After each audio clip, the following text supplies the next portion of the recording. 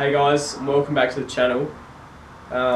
Firstly, I just wanted to say sorry for how long it's been since I put any videos out on the 125. And I've sort of explained. So basically, I've been lazy. A lot of things, but COVID fucked that around. Sort of lost motivation to get out here and work on it, and just so much other shit going on. Just lost time for it, but pretty much I'm back at it now.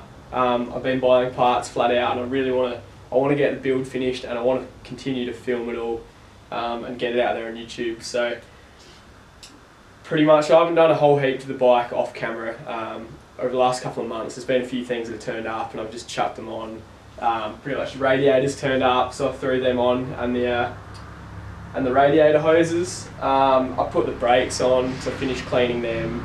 But today I've got something pretty special going on that I'm pretty happy about.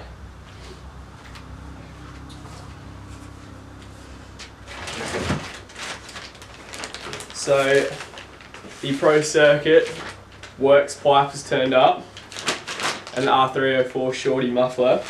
So pretty much I'm going to get that stuff onto the bike today.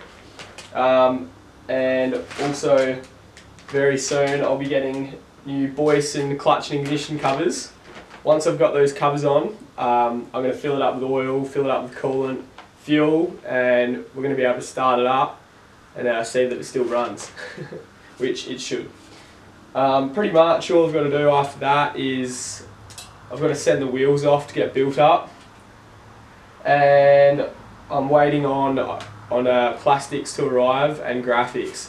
So I'm actually going to do something a little bit different to the original plan. So the original plan, I was going to sort of go for the updated look, so the 2018 sort of look.